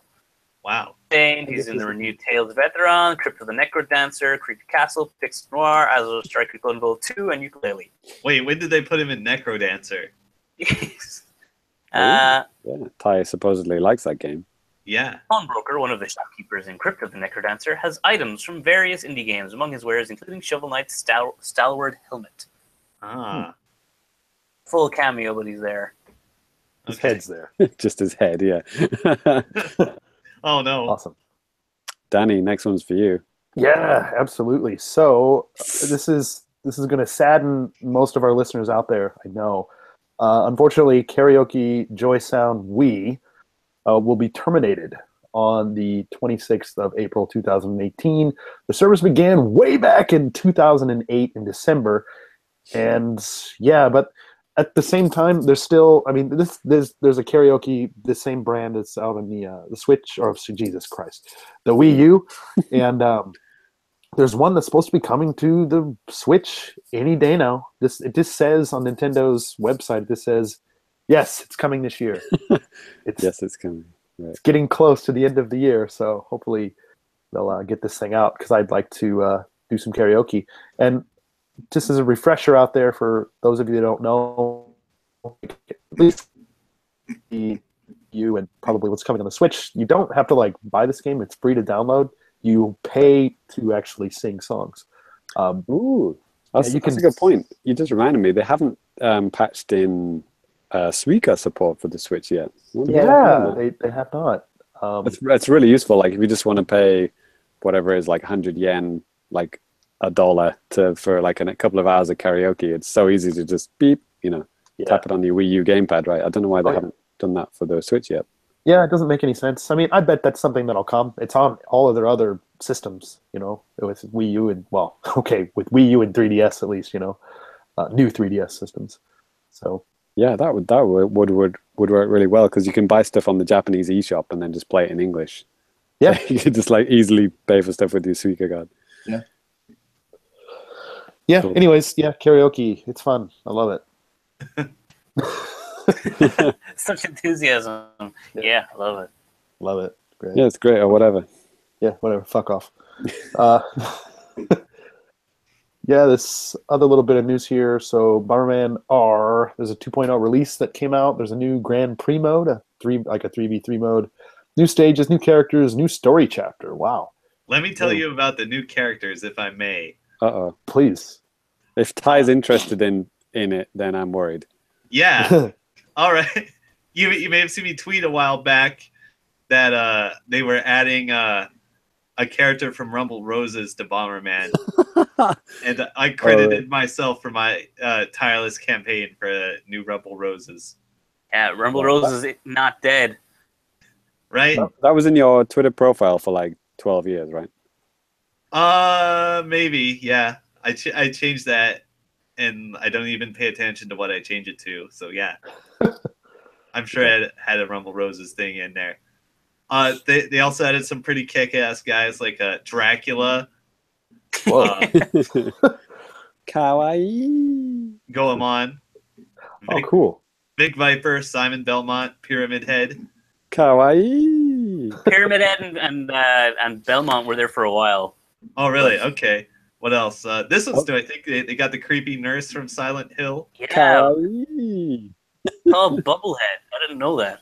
They got a schoolgirl from Tokimeki Memorial. Oh, that thing. Oh, that's right. Okay, this is a little abstract. We got Option Bomber.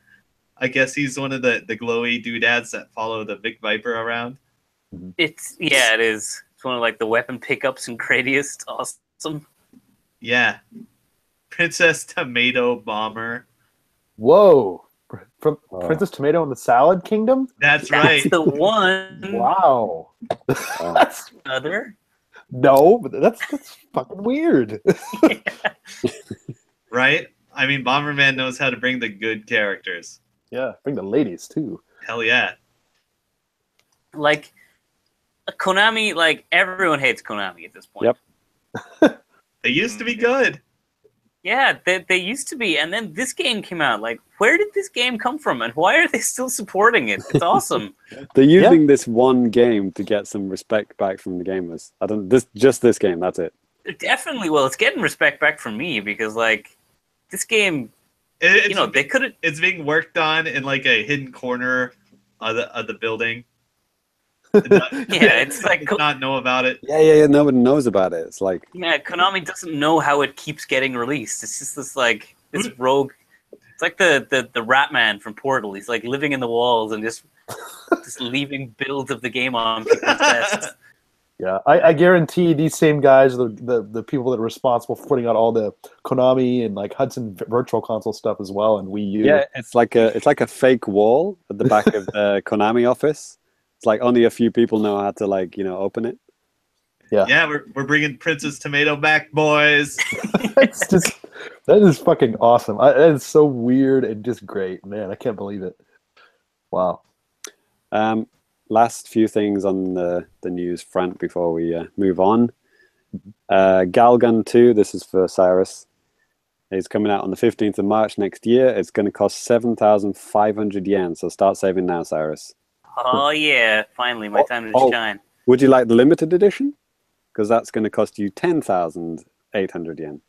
Does that come with the $100 DLC that makes all the girls' clothes invisible? Yes. I have no idea. That is that. I can't remember exactly how much it cost, but one of the Galguns had that.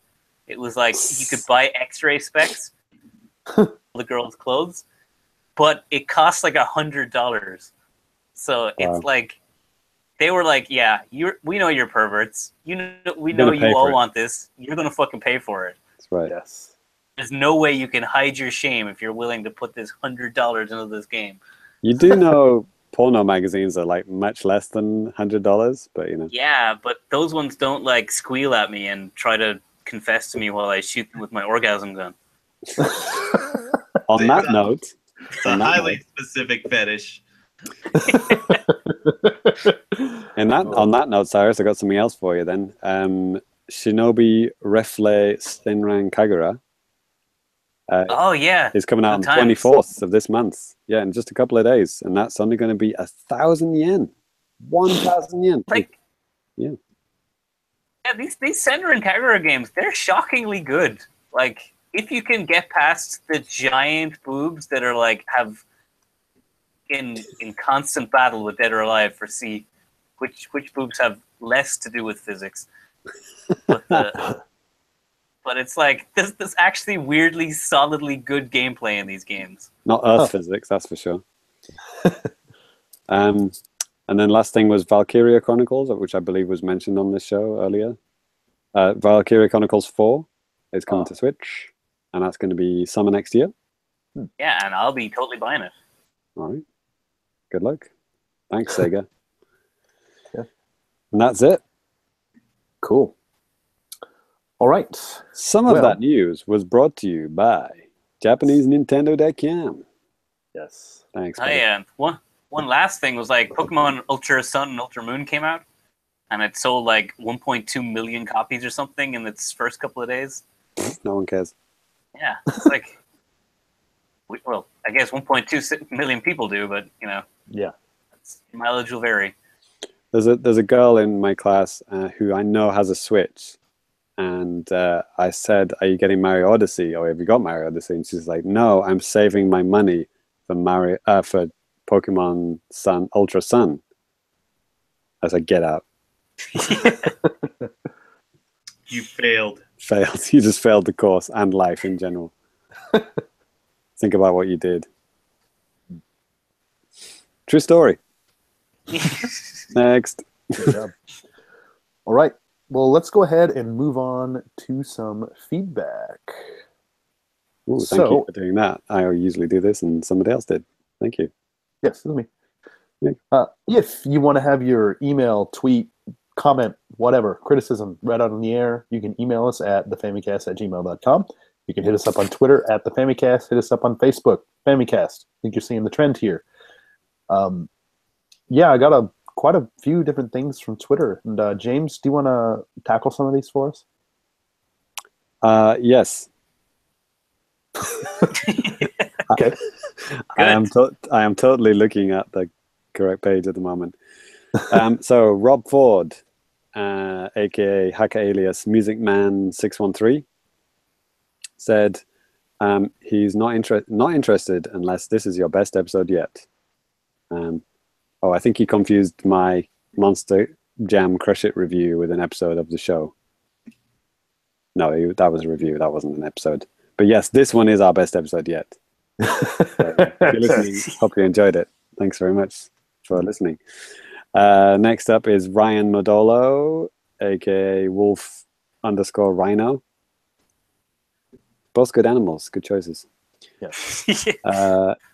So this is about the Odyssey video we have. Is this one of the Twitter videos that me Yes, and you? I think it was just Danny? posted within the past couple of days. Yeah. Okay. He says, I'm assuming this wasn't Danny Biv due to the fact Mario didn't end up in the poison. Is that the video from the desert stage that I put up? Yeah, I think you said, like, gotta go fast, and whoever, mystery poster, posted it on there. That wasn't me. Right. Yeah. Ryan, you nailed it. Next, Brian in Fukuoka, at Mighty Yen. He asks, any of you guys ever tried to have a faulty cartridge repaired or replaced in Japan? I'm going to throw this one to Ty, I think. Faulty cartridge, like Switch or just anything? Anything. I think he's talking retro here. I haven't, but now that you mention it, I have a big box of cartridges that some crazy person was taking apart and putting back together. It wasn't me, but guy I know wink, is weird. wink. I would feel inclined to just try to fix them myself because the batteries are replaceable, right? Yeah. Yeah, and they're constructed pretty simply. So if you have a retro cartridge, just try putting it back together, and if it doesn't work, it's probably fucked beyond. There's Ty's professional advice. Yeah, if it's broken, give it a shot. Why not? Yeah, fuck it. If you try to put it together, it doesn't work anymore. It's probably broken. Yeah, right. I mean, broken, and you try to fix it. Unless you have like the only English version of Earthbound ever constructed, it's kind of hard for me to give a fuck. Just buy another one. Buy another one. There you go. Good advice there. Mario Brothers Duck Hunt is like 49 cents at Funko Land or whatever. Funko Land. Nice. You just need the right screwdriver, I guess. Yeah, or a nice rock. So just to recap Ty's advice, if it's broken, try to fix it.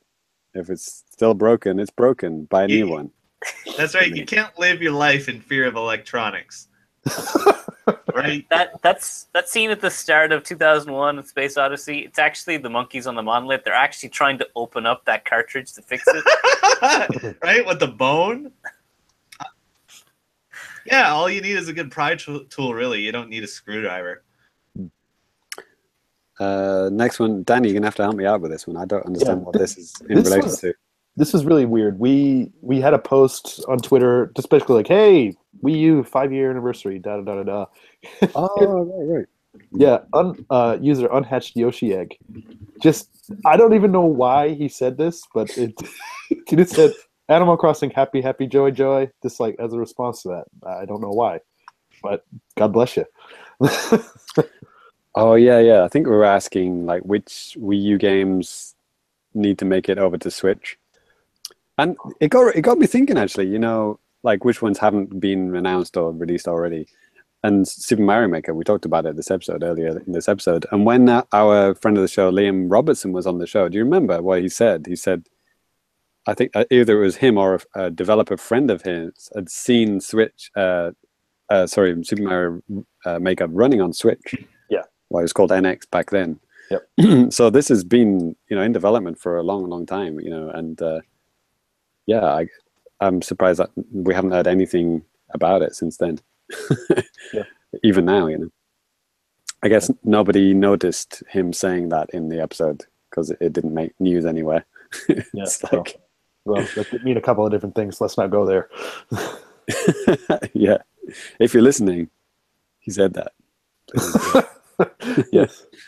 Next is from Japanese Nintendo, friend of the show, supplier of a good portion of our news this episode. Yep. Question for you guys. Do Japanese children of today generally prefer the new Pokemon games as Pocket Monsters or Pokemon? Thanks. Refer. Yeah. Refer. Sorry, I said prefer, didn't I? Yeah. Refer to them. Well, on the game box itself, I believe it says Pocket the Monster. Yeah. It does. I mean, even well, Danny's This is holding the retro one, but even the more modern ones still say that. Yeah. So there's a difference between what's written on the box and what's actually said out loud. So written on the box, it says Pocket Monsters, but like when people talk about it, they just say Pokemon. Yeah. Because like, I mean, people know this, probably know this. I mean, if you listen to the show, you probably heard the Japanese abbreviations for things, you know, like Dragon Quest is Dragque, Final Fantasy is Faifan, you know, things like that. Puzzle Dragons is Puzzledora. You know, they like to squeeze things into 4 sounds. Yeah. Marvel vs. Capcom, Marvel Capu, my favorite one. Marvel Capu is, you know, always 4 sounds because that's what sounds good to Japanese ears. So, but that kind of got lost in translation when it went into English. So people referring it to Pokemon, you know, that's what it became in English, right? Just Pokemon is Pokemon, you know. We don't ever say the full name in English. And what the question here too is talking about like kids today, like here, what do they say? Right. Yeah, and you know, you nail it, James. I think most of the time when people are talking in like conversations, I don't think I've ever heard a kid refer to Pokemon as Pocket Monsters here ever. Never. No one ever. Yeah, regardless of age. You might hear it on like the official commercials. They'll be like, the new Pocket Monster. Yeah, Pocket Monster, Sun, Moon, or whatever the hell it is now. You know. Yeah, definitely agree. I've taught in like junior high and high school for years now, and it's Pokemon through and through. Yep. They do call Pokeballs are called Monster Balls, but they're right. Good question, actually. Yeah. Monster balls, right. Got a couple of those myself. Next, we have, what is this? This is just a comment from Patrick. Yep. Patrick Ardron. Is that his real name? Patrick Ardron, 78. If Eddie says, is your real name, I apologize. He's now watching Famicast 113 on YouTube, which you should do. While you're there, you should subscribe, and then you'll get entered for the Amiibo contest. So yeah, do that.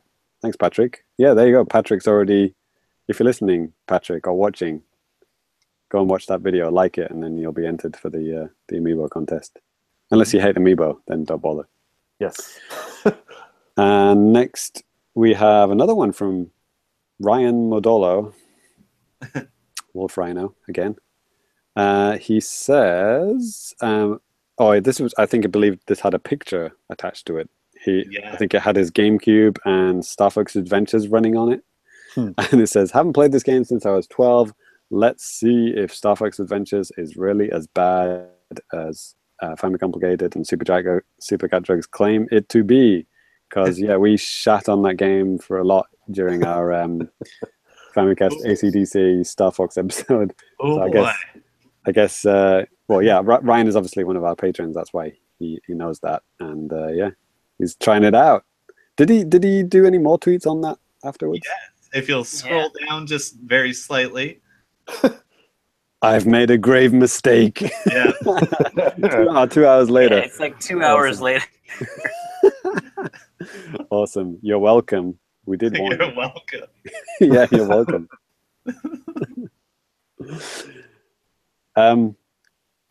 So we don't have any other comments. I think that's about it. We're always begging for iTunes reviews, so if you want to do one of those, we'd appreciate it. Yes. 5 stars only. Obviously. And yeah, website comments. I mean, in case you didn't know, on our website you can actually just comment with like a Gmail account or any account really. There's a bunch of accounts that you can use. You don't have to register with the Famicast.com or anything. You can just use whatever fucking account you want, and you can comment on stuff and get involved with the trolling. Yeah, I would appreciate some trolley posts in my Monster Jam review, for example. That would be appreciated. Or any of Danny's reviews, basically. Yes. Good or bad. Yeah, it doesn't matter. Join in. It's good times. Okay, cool. Is that a wrap? Yeah, that's actually going to do it for the show. Lost my train of thought there for a second. Just say what you said, but just say it more like, with more pizzazz to it. Oh man! Oh god, guys, it's come to an end. I mean, that's all we got for today, unfortunately. But you want to stay tuned or whatever. Not like this. And not like this. No. YouTube, and if you want some free amiibos, James is handing them out like candy. Cyrus is just giving away video games because he doesn't even give a shit anymore. Ty is constantly streaming games. Will be for the next 24 hours. So be sure to check Twitch now. Nice. Wow. Like 40% of that was true. Yeah. Famicast.com. Yeah, Famicast.com. Go there, find out all see what's true and what's false. What is fake and what is real? Not on this show though. Ooh, yeah, we should get one of those coming up soon. Oh boy. All right. Blue lad. Well, I guess we'll go ahead and say our farewells now. We'll go ahead and leave you guys our Twitter handles again for the Famicast at Twitter or on Twitter. If you want to follow me, it's at Danny Biv and James at Family Complicated. Okay. Cyrus at Celsi. Tyrone. Super Cat Drugs, Japan's #1 source of Rumble Rose's news. I think all of our Twitter handles are actually, when you hear them, you can easily spell them out without thinking too much. Maybe with Cyrus's, maybe not so much, because it could go to school. Could be Cell, go SELL, right? Yeah. Psi could be a bunch of things. Could be SIGH. Yeah, exactly, yeah. Basically, you're in for a bad time once you get to me. Just stick to the other guys. Exactly. But a lot of podcasts I listen to, people just say their Twitter handle. I'm like, how the fuck are you supposed to spell that? Yeah. They got the hardest second name ever, and and they just say it like super fast with a bunch of other like. Yeah, it's like 1LJIJ8 right. parentheses. Yeah. I don't know. I used to work at a call center back in the States, and I had to literally say my first and last name at the beginning of every call, like slowly, so that people can understand me and stuff too. So, I don't know. I like to think that I speak clearly enough that you can understand. I didn't spell it out this time though, so I'm sorry. What's that, Benny? That's it. I'm fucking done. No. All right. Well, that's going to do it. Thank you for listening. For James, Ty, and Cy, we are out of here. Catch you guys next time. See you in December. Peace. Nice. Happy Thanksgiving. Happy Thanksgiving. Oh boy.